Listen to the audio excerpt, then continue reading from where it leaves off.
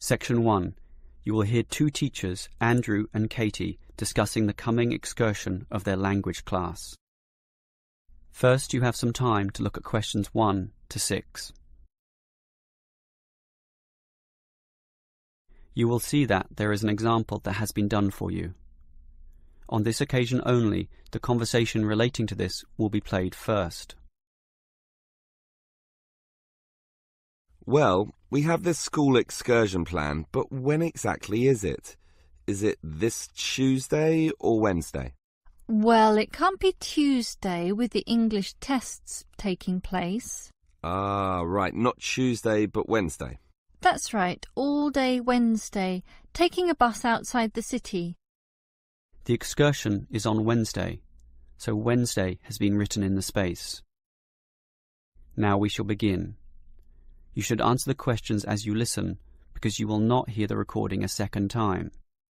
Listen carefully and answer questions 1 to 6. Well, we have this school excursion plan, but when exactly is it? Is it this Tuesday or Wednesday? Well, it can't be Tuesday with the English tests taking place.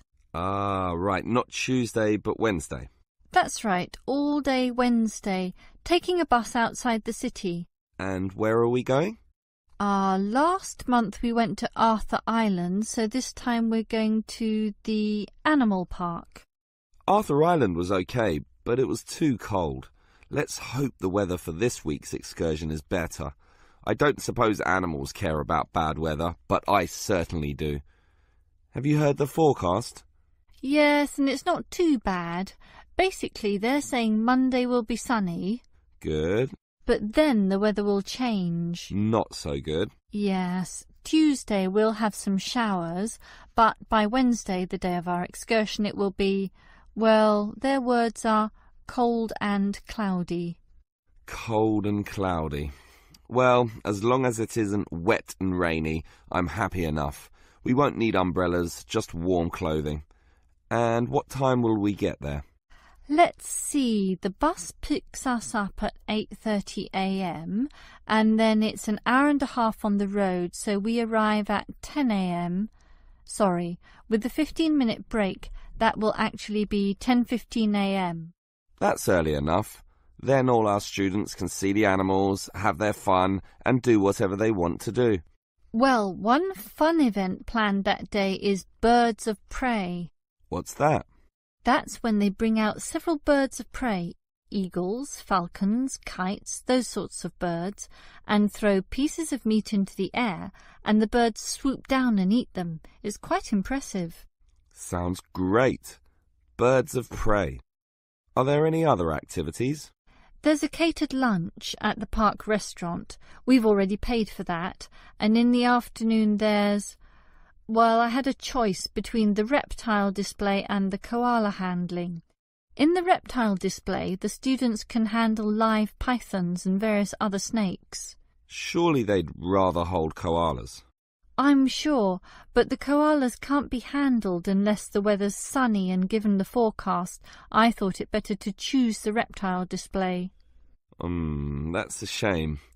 These Asian students would love the koala handling. Yes, I know, but we can't control the weather. And then we get back. What time will that be? We leave the park at 4:30, but then we face traffic, so we won't get back until well after 6 p.m. It will most likely be 6:30, but that's better than the last trip. We didn't get home until 8:30 that time. Yes, that was a bit too late, wasn't it? Before you hear the rest of the conversation, you have some time to look at questions 7 to 10. Now listen and answer questions 7 to 10. Andrew, I understand you've been doing some research regarding the breakdown by nationality of our student body. That must have produced some interesting results. You're right. I got some statistics from head office.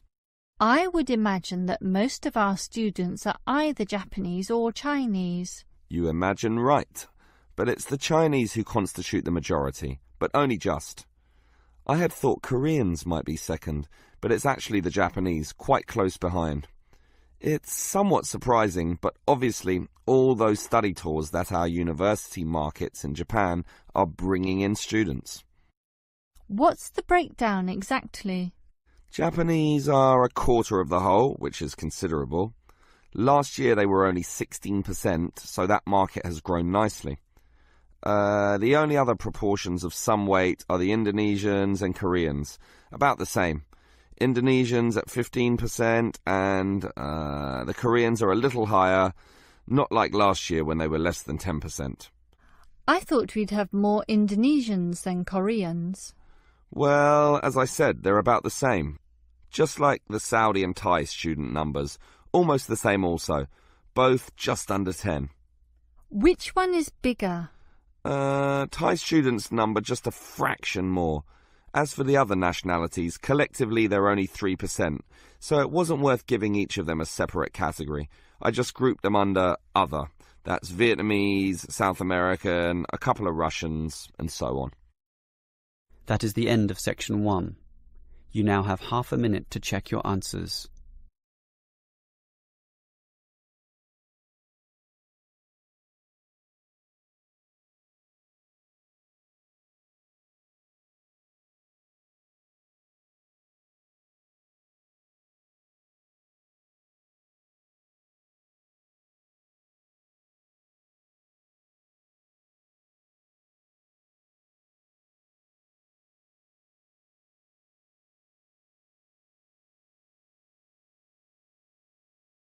Now turn to section 2.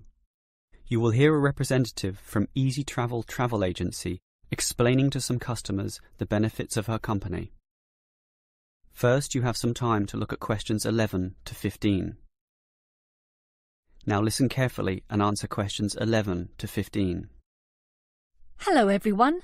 Now you're here because you're interested in travel, right? And you're in the right place. For at Easy Travel we have the best deals for the best locations.